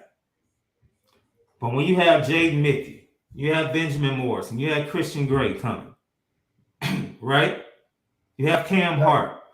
I don't look. Yeah. Can we keep it funky? I don't expect Cam Hart to play every game. No. I don't. History tells us that Cam Hart, he's going to miss some time. That's how it is. That's when Clarence Lewis becomes vital. And that's where also Christian Gray becomes a necessity. Not Xavier, but Christian Gray's impact is going to come in nicely because he's going to fit in right where we know. We know Cam Hart is going to have 1 or 2 games in the middle of the season. Yes. He's not going to be there for it. But because Christian Gray has been in that rotation, has gotten time early, he's going to transition himself right into that spot that's going to complete that island of lockdown. With Morrison on one side, you got Mickey in there. You got Christian Gray working that with Cam Hart. Put our safeties in the mix with a Xavier, right? I think, like you said, you can hang your hat on our secondary being very productive, and going into the next year. And last but not least, I'm going to hang my hat on Marcus Freeman. That's just it. Second year, the way he's handled understanding and responding to moves needing to be made and not waiting to make moves. Handling and adjusting on the fly and starting the process to correct the problems.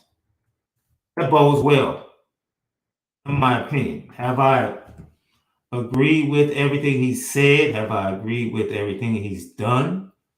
No. But what stands out to me is that the young man, and I can call him a young man, that's crazy. I'm calling the head coach of Notre Dame a young man. That's wow. The coach, in my opinion, has shown himself worthy to be respected and to be given the credit that a second year coach should get, not to hold what happened in his first. Look, we understand the tough losses. We understand the second half against Navy.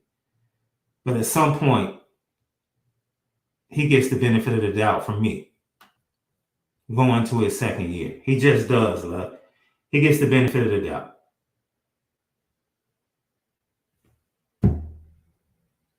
He just gets the benefit of the doubt, right? He's a 9-4 coach. Brian Kelly was 8-5 his first 2 years. It's the effort. It's the commitment to the process where it's believable. I believe him when he says that he's trying to be the best in the country at this and that, and I believe him when he's trying to restructure the program. I believe him by his moves. Denying kids some scholarships, moving on from situations that dampen a program like a quarterback situation. He's getting on everything, getting on top of everything. So that's something to hang your hat on for sure, because it may not look good now, but it's something that'll look good later in the end. And the low hanging fruit would have been the offensive line. I mean, dude, that's every year at Notre Dame. Every year. That's every year. So I decided to go outside the box with mine left. Sam Hartman was another one I could have grabbed. That's low hanging fruit. The running back room is something you can definitely hang your hat on. Even with the young talent that you haven't seen. Audrey Estime is really the only. I wouldn't be mad if somebody hung their hat on Chris Tyree. Saying what, though? Being a difference maker. See, I wouldn't hang my hat on that because we don't know the offense yet. But my point is, I wouldn't be mad if someone said, I have belief that they're making this move to get him the ball. That's the only way you can say it. You're absolutely right. You don't know what the offense is going to look like. So you're not willing to go all the way and just hang your hat on the Chris Tyree hook. Totally understand that. But if it does work out that way, I think he'll have a huge impact in the season if he's the go-to guy for Sam Hartman that he should and could be. If he's Sam Hartman's third down like Jack Cohn and Kyron Williams in the past game, if that could be Chris Tyree on a daily basis. Mm-hmm. And then you add the supplement, because JT right now I think is a supplement receiver. I don't think he's number one right now. I think Tobias Merriweather needs a little time to grow into a number one. Only getting 2 passes last year, you can't do much. You can't say he's ready. He got 2 passes last year. That ain't ready. So Chris Tyree has the most experience from a football player's perspective, to where Sam Hartman can trust him number one, and he's the middle of the field. Now you got JT on the outside, Deion Cosley on the outside. You got you guys in the middle. Tight ends can eat off of that. So Chris Tyree is what Avery Davis should have been for us last year. And I think once we see that impact with Jared Parker acknowledging his strengths on offense with Chris Tyree, I think we'll have something. If he doesn't acknowledge Chris Tyree being the strength of the offense from a who I can lean on as a quarterback for Sam Hartman's side, then I don't know what we're doing.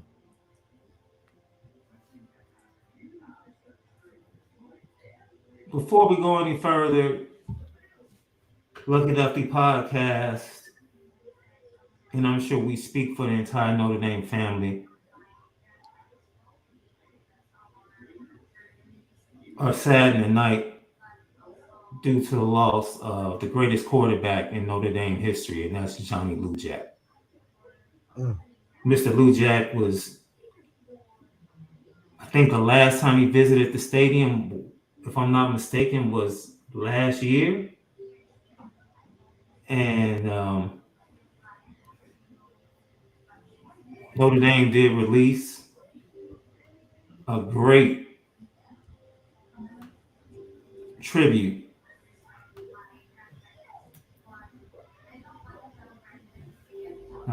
two-time unanimous All-American in football, monogram winner in 4 sports, 3 national championships, and the Heisman Award, bro.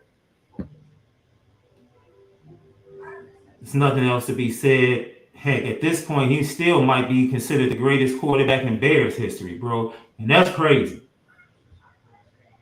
That's crazy. But what a tremendous loss to the Notre Dame family and from the Lucky Lefty podcast and all of Notre Dame fans across this nation and this world. Our hearts and prayers go out to the Lujack family, extended, and everyone that knew him, played with him. He will be sorely missed. Thank you, Mr. Lujack.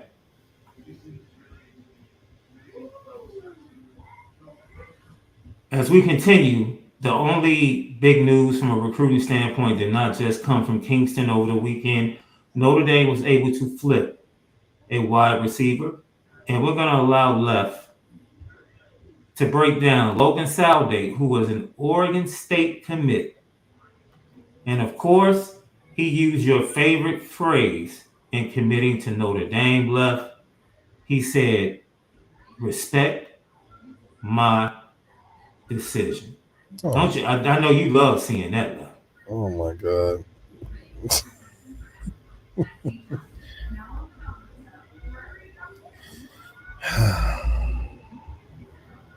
Okay, very Ben Skoranek like, utility guy. I mean, what can he do for a Notre Dame football team? He has quick feet. He can move around, run around a little bit. He's definitely a guy that likes to have a ball in his hand, likes to playmate. He plays fun with a good instinct. Definitely what I think is special about him is that he looks like he loves football. Like he just enjoys the competition of it. You could put him wherever. He loves running around, breaking tackles. A kid that plays with a legitimate joy of the game. Very Golden Tate like-ish. Just a high energy player. You can tell he just wants to be on the field. Looks like one of those kids that was just good at gym class, at everything. The man played cops and robbers, great dodgeball, great basketball, great. One of those all-around athletes that you love to have on your team. Obviously, we see him playing both sides of football, which is a requirement for Marcus Freeman. You got to be on the both sides doing something. At this point, it's just where does he fit in as an impact player on a team full of guys like this already? This Jared Parker, what's the vision Jared Parker gave his kid? in terms of how he fits into the offense. Did he sell the dream of being a part of the team, or did he sell the dream of you coming to Notre Dame? We need you because we need a guy that can do X, Y, Z in this offense. I think, it's probably more to the fact of this is Notre Dame. We got a lot of great things going, and who knows what can happen. But who are you putting him in over? We got a Rico Flores. Hell, we got inside guys and outside guys. So I'm glad that we got another player to stockpile. Uh, elite traits may be his energy, his effort, his natural instinct. Being able to play both sides isn't easy. He can play some slot. I wouldn't call him a route technician, but when we collect enough guys with the football being in their hands and they can do something with it, I'm sure we can get more results like this play. But other than that, I don't see it as a Sam Harden wouldn't be like, this is my number one receiver day one. You know what I mean? So hopefully he pans out in the next couple of years. I think he'll be serviceable. But, if we flipping you from Oregon State, it ain't much to think that, there's more you surprising us than we think you got something in the tank that we ain't seen yet. For me, he is a type. Had a full discussion with Chancey Stuckey last year when he took the job, and he said, "Man, I'm building this wide receiver room like a basketball team." Yeah, that's how I describe it. It's a basketball team. And he is going to be the gimmick, get the ball in his hands, jet sweep, slot receiver, similar to Caleb Smith. They have the big guys. They have plenty of big guys and big bodies. They got that. They got two guys that can take the top off the ball.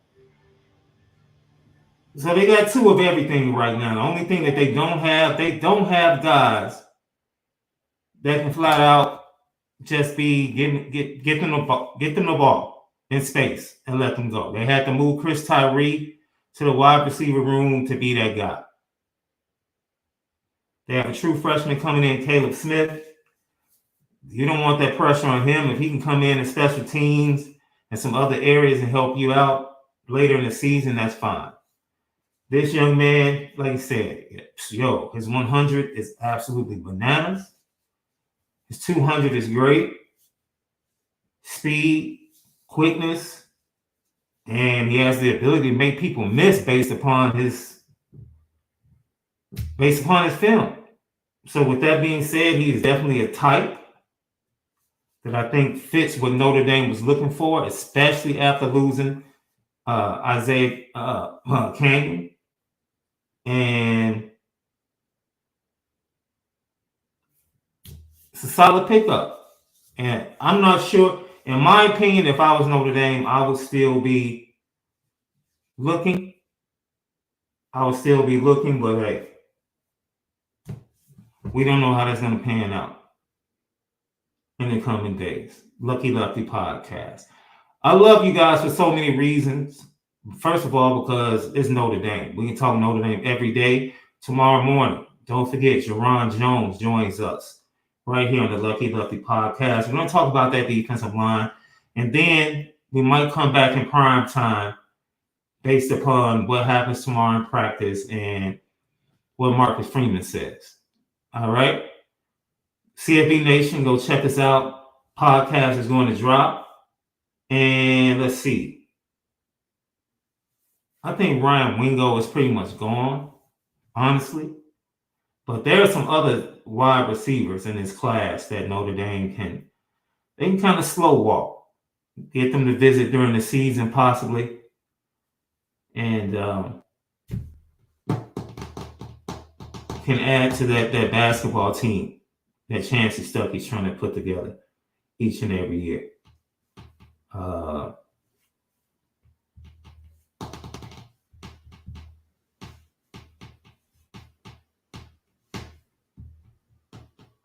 So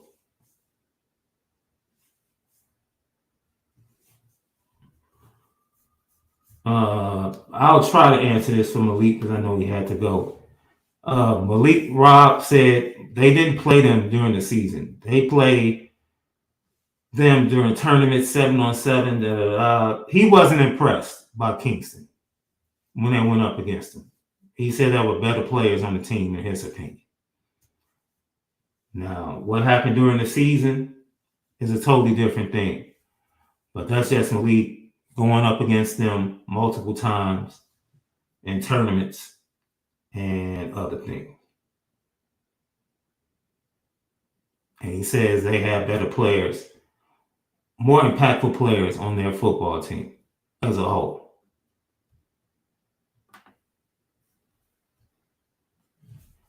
Just his personal decision. Personal opinion.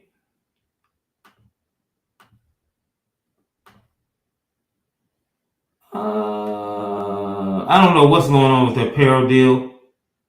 You know why I stand on that. I don't trust Under Armour, so it is what it is. Hey, shout out to my alumni for hiring Jim Leonard as a consultant. I love it. It's a big win for us. Relationship with Brett Bielema, and I'm sure he'll be a defensive coordinator somewhere, wink, wink, next season. Big smile. Ha, ha, ha. No, I'm not trying to start something. But thank you guys for not allowing me to watch the White Sox get pounded tonight by the Cubs. You've been a great help. I appreciate you. So like I said, man, we will be back tomorrow at 11 a.m. We'll probably close to 11:15 a.m. with Jerron Jones to preview the defensive line. And if we get something from the first day of practice, we'll chop it up and might do a primetime show tomorrow. So for KRS, I'm the Biz.